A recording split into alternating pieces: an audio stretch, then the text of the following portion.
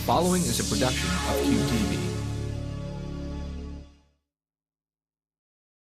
Welcome to the Credit Union National Update, your source for the news that matters most to credit unions. I'm Mona Shand. This is the report for the week of October 1st. We're now officially just 1 month away from the 2012 elections, and that has credit union supporters ramping up advocacy efforts. Capitol Hill has been buzzing with credit union representatives, with leaders from more than a dozen states and leagues visiting in the past few weeks.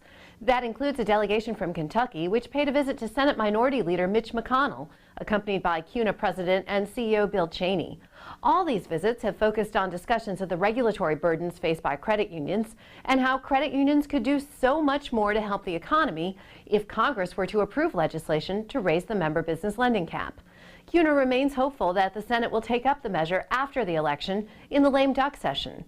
With early voting underway in some states, CUNA and state leagues are now focused on encouraging voters to go to the polls and continue to support credit union-friendly candidates. You'll find detailed election information at cuna.org/election. The NCUA continues to take aim at Wall Street, filing its 7th lawsuit against an investment firm over losses that contributed to the failure of 2 corporate credit unions. This time, Barclays Capital Inc. is the target of the suit, which was filed in U.S. District Court in Kansas last week. The suit alleges that Barclays violated federal and state securities laws through misrepresentations made in the sale of mortgage-backed securities to U.S. Central and Westcorp. The agency has filed previous lawsuits against J.P. Morgan Securities, RPS Securities, Goldman Sachs, Wachovia, and UBS Securities. The cases are now working their way through the legal system. Losses from the corporate failures are paid from the temporary Corporate Credit Union Stabilization Fund, which must be repaid through assessments against all federally insured credit unions.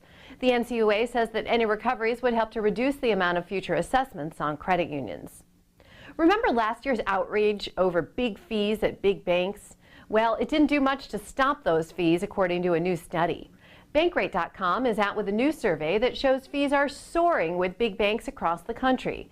ATM fees, overdraft fees, and checking fees have skyrocketed to new highs in the past year. The average overdraft fee is up 1.4% to $31.26.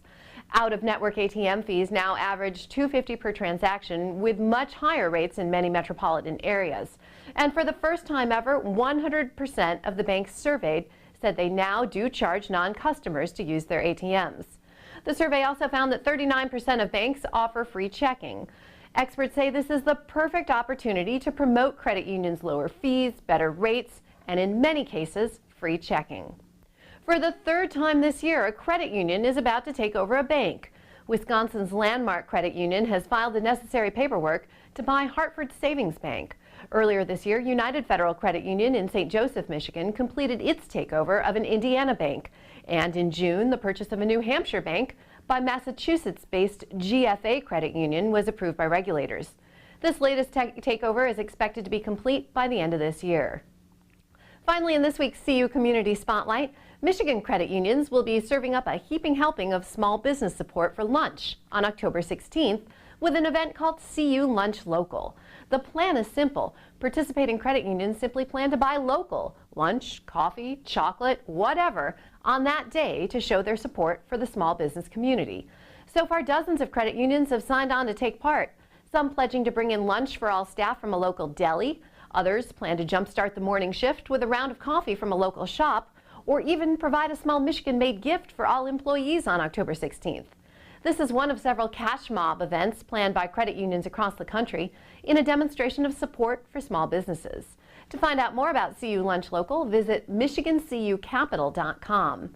If your credit union has something to brag about, let us know about it. You can email me your stories, photos, and videos at mona@cubetvonline.com. This has been the Credit Union National Update. Until next time, thanks for watching. Cube TV is the credit union broadcast experience, powered by CU Solutions Group. Stay tuned.